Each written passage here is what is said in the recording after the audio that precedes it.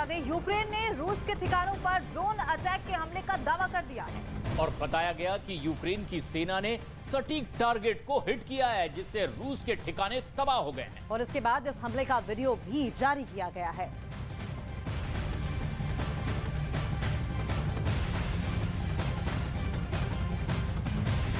चौबीस फरवरी 2022 यानी वो तारीख जब रूस ने यूक्रेन पर हमले की शुरुआत की। 2022 खत्म होने को आया है, लेकिन रूस और यूक्रेन के बीच ये जंग लगातार जारी है। जी हाँ, ये जंग थमने का नाम नहीं ले रही है और इस बीच पुतिन के नए वॉर प्लान को डिकोड होने के बाद डिफेंस एक्सपर्ट्स का ये कहना है कि नए साल यानी कि 2023 में भी यूक्रेन की तस्वीर बदलने वाली नहीं है, बल्कि नए साल में पुतिन और भी जंग तेज कर देंगे।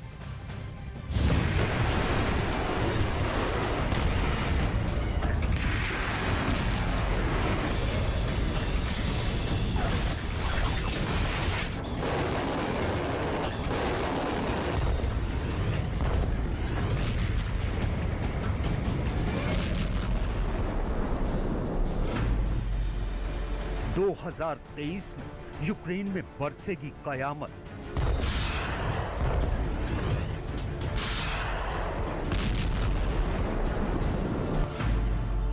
रूस ने तैनात किए नए लॉन्ग रेंज मिसाइल सिस्टम।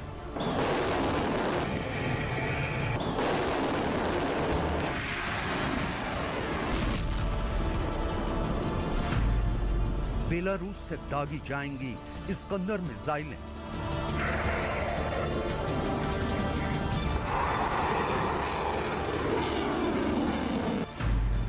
दो 2023 में पुतिन की नई युद्ध नीति।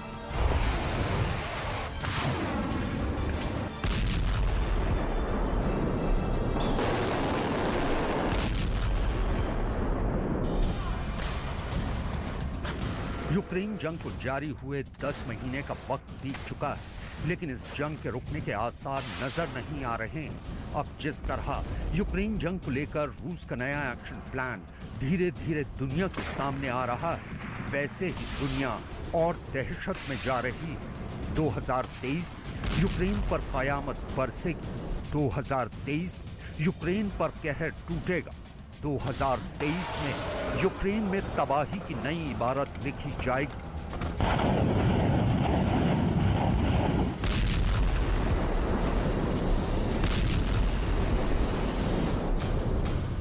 और ये बात किसी और ने नहीं बल्कि खुद रूस के राष्ट्रपति ने कही है। रूस के राष्ट्रपति व्लादिमीर पुतिन का मानना है कि यूक्रेन जंग जायज है और रूस सही दिशा में आगे बढ़ रहा है। लिहाजा उनके इस छोटे से बयान में एक बहुत बड़ा ऐलान छिपा है। आखिर वो ऐलान क्या है, आप खुद ही सुन लीजिए। В правильном направлении мы защищаем свои национальные интересы, интересы наших граждан, наших людей, повторю еще раз, и другого выбора, кроме как защита наших граждан, у нас просто нет. Но мы готовы договариваться со всеми участниками этого процесса о приемлемых каких-то развязках. Но это их дело. Не мы же отказываемся от переговоров, а они. रूस के राष्ट्रपति पुतिन के इस बयान का सीधा सा मतलब निकलता है कि रूस यूक्रेन पर हमले करना बंद नहीं करेगा।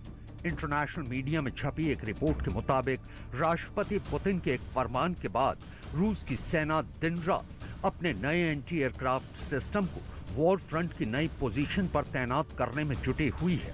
इस रिपोर्ट में यह भी दावा किया गया है कि रूस अब वॉर फ्रंट की अलग अलग लोकेशन पर अपने long range surface to air यानी जमीन से हवा में मार करने वाले S-300 एयर डिफेंस सिस्टम को तैनात कर रहा है। रूस का कहना है कि वो यूक्रेन के हवाई हमलों से बचने के लिए जंग में अपना S-300 सिस्टम तैनात कर रहा है, लेकिन यूक्रेन रूस पर यह आरोप लगा चुका है कि रूस की सेना उसके कई शहरों पर S-300 एयर डिफेंस सिस्टम में इस्तेमाल की जाने वाली मिसाइलों से हमले कर चुका है। राष्ट्रपति पुतिन को अपने S-300 वेपन सिस्टम पर इतना नाज है कि वो खुलेआम S-300 और अमेरिका के पैट्रियट वेपन सिस्टम की तुलना कर चुके हैं और तुलना करते हुए ये बयान भी दे चुके हैं कि पैट्रियट पुराना हो चुका है और वो S-300 की तरह काम नहीं कर सकता।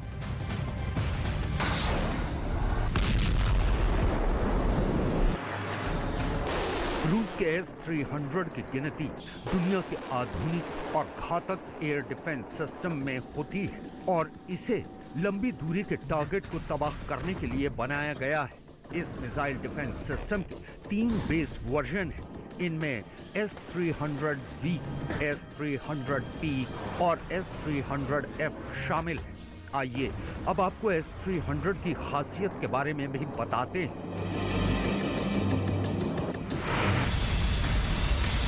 S-300 air defence system ballistic मिसाइलों को हवा में ढेर कर सकता है। इतना ही नहीं, हवा में उड़ रहे लड़ाकू विमानों को ये पलक झपकते तबाह करने की ताकत रखता है। इसका रेडार सिस्टम इतना आधुनिक है कि वो एक समय में कई टारगेट को ट्रैक कर सकता है। यही नहीं, इसके जरिए दुश्मन पर एक साथ कई मिसाइलें भी दागी जा सकती हैं। S-300 BM सिस्टम S-300 का ही अपग्रेडेड वर्जन है। इसमें 6 मिसाइलें एक साथ दागी जा सकती हैं। इसकी रेंज 200 से लेकर 400 किलोमीटर तक है। ये 24 एयरक्राफ्ट या 16 बैलिस्टिक मिसाइलों के हमलों को रोकने में सक्षम है। इसकी मिसाइल 7 से 9 मैक की रफ्तार से उड़ सकती है। S-300 BM में पहले के मुकाबले नया और बेहतर सर्विलांस रेडार भी लगा है।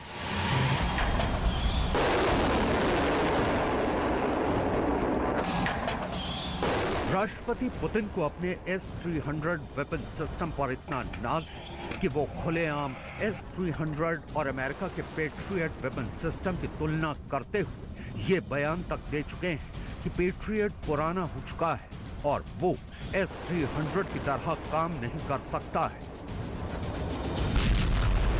Я думаю, что я подпишу где-нибудь в понедельник, вторник. Ну, а что касается Патриотов, это достаточно старая система. И она не работает, так скажем, как наша С-300. Но, тем не менее, ведь те, кто нам противостоит, исходят из того, что это якобы оборонительное оружие. Ну, ладно. Мы просто будем иметь это в виду. И противоядие всегда найдется.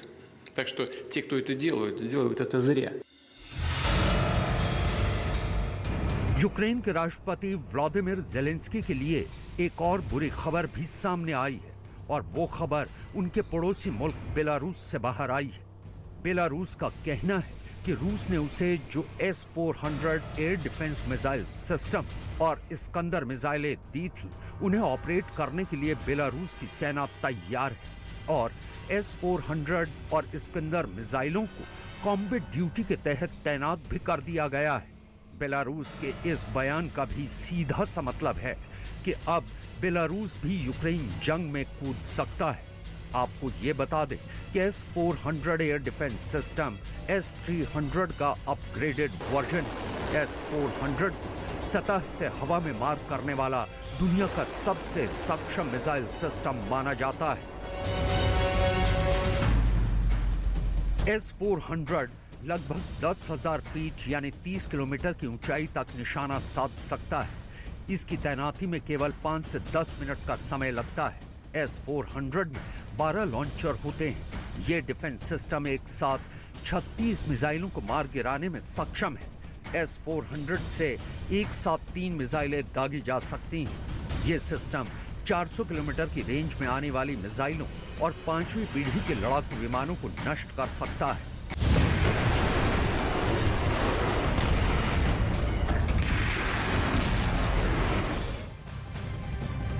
तो रशिया यूक्रेन वॉर जोन से ये इस वक्त की बड़ी खबर सामने आ रही है। यूक्रेन जंग को लेकर राष्ट्रपति पुतिन का ये कहना है कि वो भी चाहते हैं कि ये जंग अब खत्म हो जाए, लेकिन रूस यूक्रेन के साथ शांति वार्ता करना नहीं चाहता।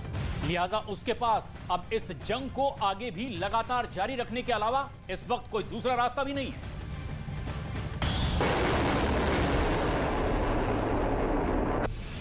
रक्षा विशेषज्ञों का मानना है कि जिस तरह हाल ही में रूस और बेलारूस की सेनाओं ने एक बड़ा युद्धाभ्यास किया था, वो भी पुतिन के प्लान का एक हिस्सा है। दरअसल इस युद्धाभ्यास का मकसद बेलारूस की सेना को यूक्रेन पर हमला करने के लिए तैयार करना था। दरअसल राष्ट्रपति पुतिन जून 2022 में ये ऐलान कर चुके हैं कि वो पश्चिमी देशों से बेलारूस को खतरे को देखते हुए बेलारूस को इस्कंदर मिसाइलें और S-400 सिस्टम देंगे। लिहाजा उन्होंने अपने ऐलान और बेलारूस से किए वायदे के मुताबिक नवंबर 2022 में बेलारूस में S-400 सिस्टम और इस्कंदर मिसाइलें डिप्लॉय की थी। अब अगर बेलारूस इन हथियारों की तैनाती को लेकर उनके कॉम्बैट रेडी होने की बात कर रहा है, तो ये ऐलान राष्ट्रपति ज़ेलेंस्की के लिए अच्छी खबर तो कही नहीं जा सकती। रूस पहले ही इस्कंदर मिसाइलों के जरिए यूक्रेन पर कहर ढा चुका है। पुतिन की घातक इस्कंदर मिसाइल को भी जान लीजिए। इस्कंदर दुनिया की सबसे खतरनाक मिसाइलों में से एक है। ये 480 से 700 किलोग्राम वॉरहेड ले जाने में सक्षम है। इस्कंदर मिसाइल की रफ्तार 5.9 मैक है, यानी आवाज से 5 गुना तेज स्पीड। इस्कंदर परमाणु और गैर परमाणु वॉरहेड ले जाने में सक्षम है। आखिर राष्ट्रपति पुतिन यूक्रेन पर कहर क्यों बरपाना चाहते हैं? अब जरा ये भी खुद उनकी ही जुबानी सुन लीजिए। На Украину поступают вооружения из бывших стран Варшавского договора, в основном советского производства. И вот это действительно близко к исчерпанию. Там мы практически все выбивали, повыжгли, там несколько десятков можно насчитать единиц бронетехники. Но разница между нами, скажем, и теми, кто нам противостоит, заключается в том, что, скажем, украинский ВПК.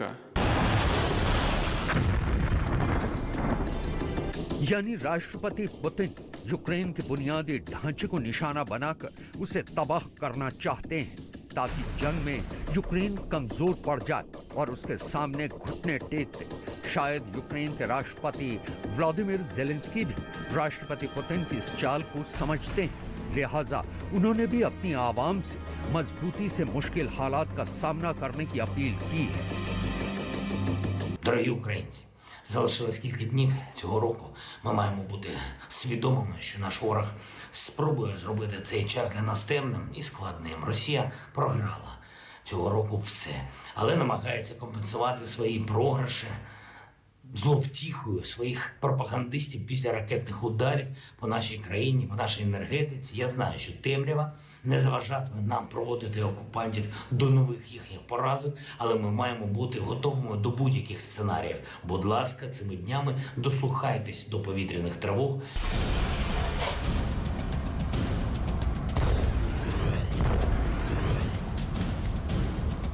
यूक्रेन जंग को लेकर राष्ट्रपति पुतिन का कहना है कि वो भी चाहते हैं कि ये जंग खत्म हो जाए, लेकिन यूक्रेन रूस के साथ शांति वार्ता नहीं करना चाहता।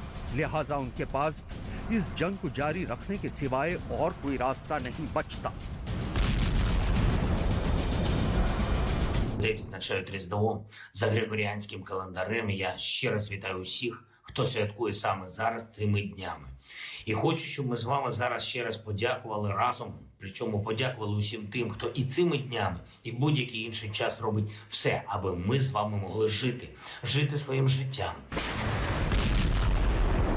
दुनिया भर के रक्षा विशेषज्ञों का भी मानना है कि अगर अमेरिका और नेटो ऐसे ही यूक्रेन को हथियार सप्लाई करते रहे तो ये जंग लंबी खिंचती जाएगी और बातचीत के जरिए इसे रोकने के आसार भी उतने ही कम होंगे।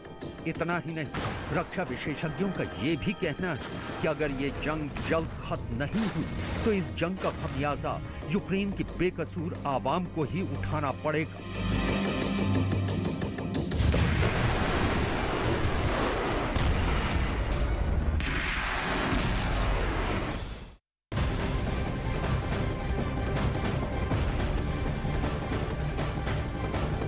और 24 घंटे में रूस की तरफ से ये दूसरा मौका है जब युद्ध विराम के संकेत मिल चुके हैं। पहले पुतिन और अब रूस की मीडिया में दिए इंटरव्यू में विदेश मंत्री सर्गेई लावरोव ने दावा किया है कि मॉस्को कीव से बातचीत के लिए तैयार है। और आपको ये भी बता दें कि इस युद्ध विराम के पीछे उन्होंने कुछ शर्तें भी रखी हैं।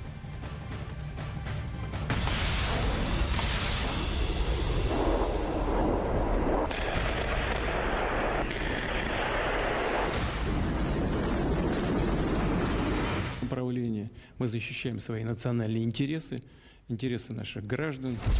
बारूदी बारिश करने वाला रूस अब युद्ध विराम चाहता है। युद्ध नीति समझाने वाले पुतिन अब सुलह की बात करते हैं। दुनिया के नक्शे से यूक्रेन को मिटा देने का सपना देखने वाले सर्गेई अब सरेंडर की बात करते हैं। पुतिन के सुलह संकेत वाले बयान के 24 घंटे के अंदर रूस के विदेश मंत्री ने यूक्रेन के सामने एक बड़ी पेशकश की है।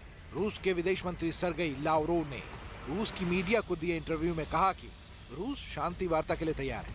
यूक्रेन मॉस्को की मांगों को पूरा करे, जिसमें यूक्रेन के इलाकों में आत्मसमर्पण शामिल है। इन इलाकों पर रूस नियंत्रण चाहता है। अगर ऐसा नहीं होता है तो फिर कीव रूस की सेना के आक्रमण के लिए तैयार रहे। जंग की शुरुआत से ही रूस यूक्रेन के पीछे खड़े अमेरिका को अपना सबसे बड़ा दुश्मन समझ रहा है। फिर चाहे अमेरिका से यूक्रेन को मिल रहे हथियारों की मदद हो या फिर न्यूक्लियर अटैक की धमकी। रूस ने अपने हर बयान में वॉशिंगटन को घेरा है। इंटरव्यू में सर्गेई ने दावा किया है कि यूक्रेन को अपने भले के लिए मॉस्को की इच्छाओं का पालन करना चाहिए। अमेरिका के जाल में कीव को नहीं फंसाना चाहिए। सर्गेई का कहना है कि इस वक्त जंग को राज्य खत्म कर सकते हैं, लेकिन यूक्रेन के पीछे वॉशिंगटन। रविवार को भी रूस की मीडिया में दिए इंटरव्यू में पुतिन ने दावा किया था कि मॉस्को बातचीत के लिए तैयार है, लेकिन जेलेंस्की आगे नहीं बढ़ रहे हैं।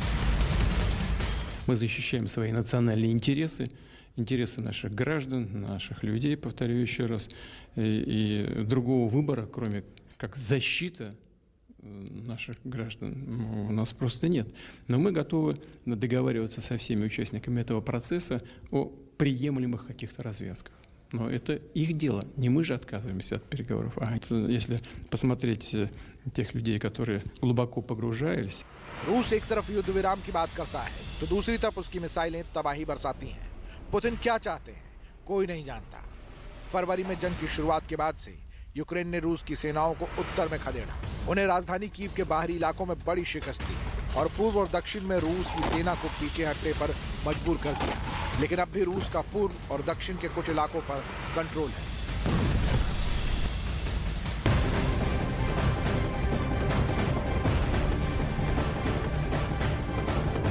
पुतिन की हजारों मिसाइलों ने यूक्रेन को हजारों घाव दिए हैं, लेकिन पहली बार यूक्रेन ने दर्द का बहुत गहरा एहसास किया है। जी हाँ, एक तरफ पुतिन ने युद्ध विराम की पेशकश की तो दूसरी तरफ उनकी सेना ने खेरसोन में ताबड़तोड़ हमले कर दिए। बताया जा रहा है कि खेरसोन में हुए ताजा हमले में यूक्रेन की सेना को बहुत भारी नुकसान हुआ है।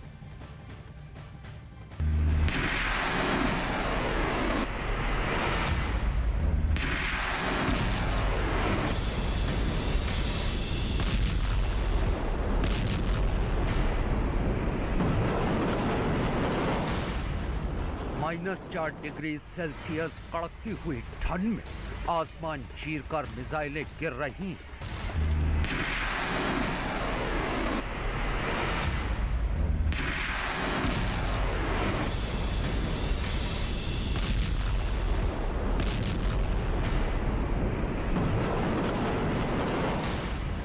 ठंड से जमा खून बम धमाकों गर्मी में सड़कों पर बह रहा है।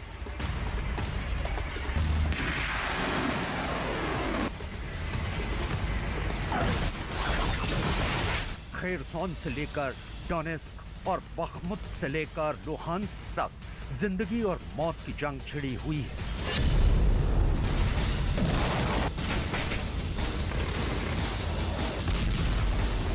ज़ेलेंस्की अपनी जमीन के एक एक इंच टुकड़े के लिए अपने दिमाग का पूरा जोर लगा दे रहे हैं।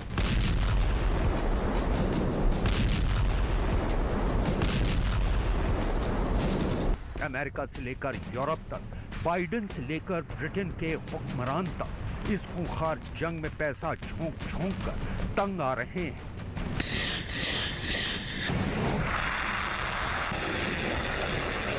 किसी को नहीं पता कि ये जंग कब रुकेगी, किसी को नहीं मालूम कि ये खून खराबा कब थमेगा, और किसी को उम्मीद नहीं थी कि अचानक पुतिन कर देंगे बातचीत की सबसे बड़ी अपील। किसी को भनक भी नहीं लगी थी कि बाकायदा एक रिपोर्टर से बात करके पुतिन शांति वार्ता की पहल करेंगे। ये है पुतिन का असली गेम, जिसे देखकर बाइडेन से लेकर ज़ेलेंस्की तक चकरा गए हैं पुतिन के शांति संदेश के पीछे छुपे युद्ध संदेश को हम डिकोड करेंगे और ये भी बताएंगे कि कैसे आसमान से गिरते ड्रोन के टुकड़ों ने रूस के 3 सैनिकों की जान ले ली। इंसानी दुनिया के इतिहास की इस पहली घटना का हम विश्लेषण करेंगे, लेकिन सबसे पहले आपको लेके चलेंगे खेरसॉन की जंगी मैदान में, जहां इस वक्त सदी की सबसे खूनी जंग लड़ी जा रही है।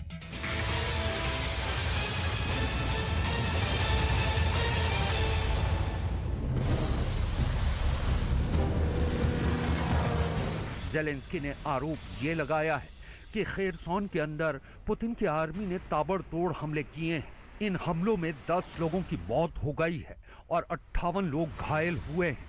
यूक्रेन की सरकार पुतिन पर आरोप लगा रही है, लेकिन खेरसॉन में पुतिन के द्वारा नियुक्त किए गए रूसी गवर्नर व्लादिमीर सल्डो ने कहा है कि कीव ने सैनिकों को शहर में गोलीबारी करने का आदेश दिया था। उन्होंने कहा कि रूस के सशस्त्र बलों को दोष देने के लिए ऐसा किया गया था। ये यूक्रेन की तरफ से एक उकसावे की कार्रवाई थी। दरअसल खेरसॉन नीप्रो नदी के 2 इलाकों में बटा हुआ है। यूक्रेन की तरफ वाला इलाका इस वक्त ज़ेलेंस्की के कब्जे में है और क्राइमिया की तरफ वाला इलाका इस वक्त पुतिन के कब्जे में है। 24 फरवरी को जब रूस ने यूक्रेन के खिलाफ युद्ध शुरू किया तो खेरसॉन यूक्रेन का पहला शहर था जो रूस के कब्जे में चला गया, लेकिन 3 नवंबर 2022 को रूस की सेना ने खेरसॉन के यूक्रेन की तरफ वाला इलाका छोड़ने का ऐलान कर दिया और खेरसॉन के प्रशासनिक भवन से अपना रूसी झंडा हटा लिया और सभी सैनिकों को भी शहर छोड़ने और नदी पार करने की सलाह दी।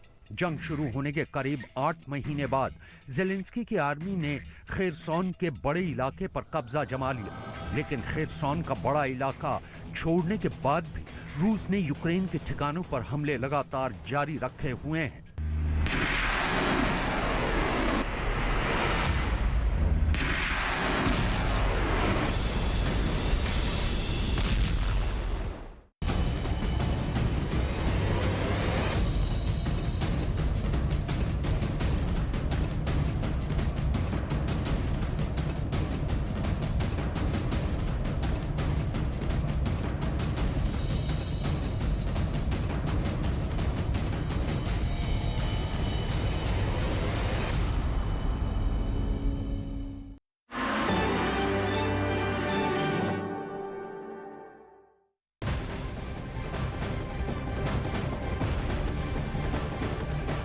भारी बर्फबारी ने अमेरिका को इस वक्त हिला कर रख दिया है। अमेरिका में कोल्ड अटैक की वजह से भारी तबाही हो चुकी है। बर्फीले तूफान ने कम से कम 60 लोगों की अब तक के अमेरिका में जान ले ली। अकेले न्यूयॉर्क की अगर बात करें तो 27 लोगों की मौत की खबर सामने आ रही है, तो वहीं अमेरिका के कई शहरों में लोगों को भारी हिमपात का सामना करना पड़ रहा है। तूफानी हवा और हिमपात ने आपको बता दें कि लोगों की मुश्किलें इस वक्त बहुत ज्यादा बढ़ा दी हैं। न्यूयॉर्क प्रशासन के मुताबिक सोमवार को आए तूफान की वजह से कई लोग अपनी कारों, घरों को बर्फ के ढेर में ही कई लोग यहां मृत पाए गए हैं। तो वहीं अगर सड़कों की बात करें तो सड़कें बर्फ की सफेद चादर से, मोटी चादर से पटी पड़ी हैं, जिसकी वजह से कई गाड़ियां फंस गई हैं।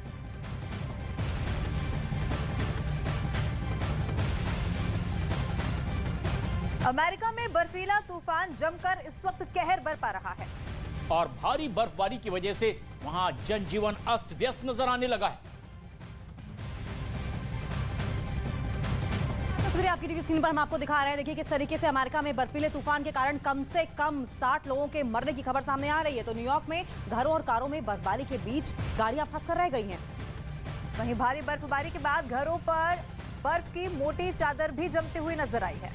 वॉशिंगटन डीसी में नेशनल पार्क में भी तालाब जमा नजर आ रहा है, जिस पर पर्यटक मस्ती करते दिखाई दे रहे हैं। तो अमेरिका के मिशिगन झील पर भी इन दिनों बर्फ तैरती हुई नजर आ रही है।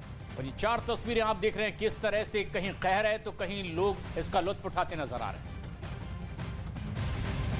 और अमेरिका में बर्फीले तूफान ने बड़ी तबाही मचाई हुई है। अब तक वहां करीब 60 लोगों की जान इससे चली गई है। जी हां, सैकड़ों फ्लाइट्स रद्द की जा चुकी हैं। हजारों उड़ानें यहां पर बताया जा रहा है देरी से चल रही हैं और उतनी ही बड़ी संख्या में लोग एयरपोर्ट पर भी फंसे हुए हैं। अमेरिका के कई शहरों में यह संकट लगातार देखा जा रहा है और कई शहर इससे प्रभावित हो रहे हैं। और सबसे ज्यादा प्रभावित शहरों में अगर कोई है तो अमेरिका में बर्फीला अटैक। बर्फ से ढके घर, गाड़ियां और सड़कें।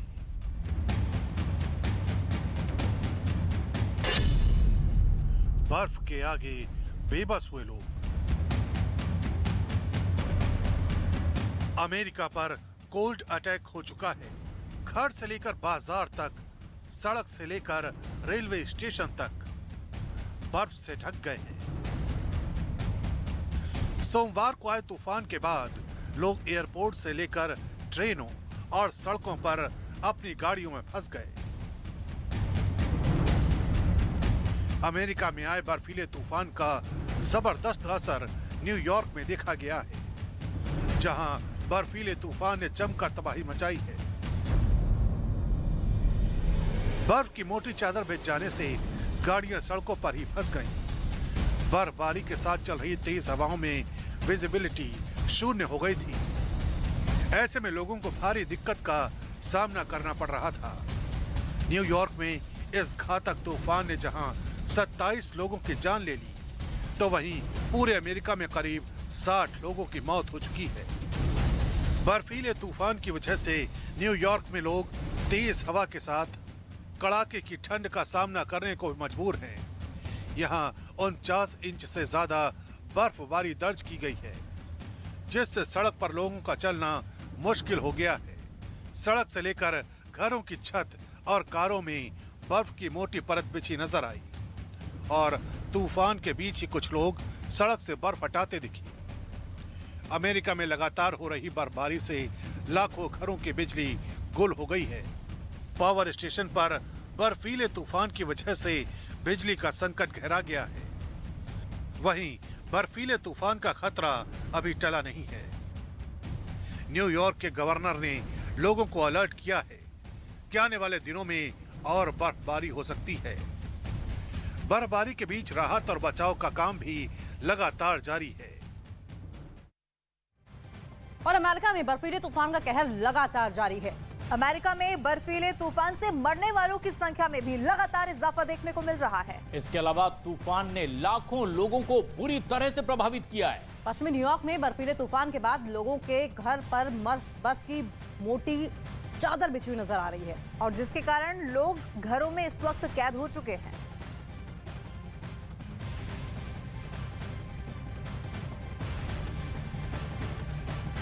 और अमेरिका में सर्दी का सितम भी लगातार जारी है। वॉशिंगटन डीसी में तो पारा माइनस में पहुंच चुका है और इसकी वजह से नेशनल मॉल में भी बना पुल पूरी तरह से जम चुका है, जिस पर लोग अब मस्ती करते हुए दिखाई दे रहे हैं। पुल पर लोग अपने बच्चों के साथ पिकनिक मनाने के लिए पहुंचे थे।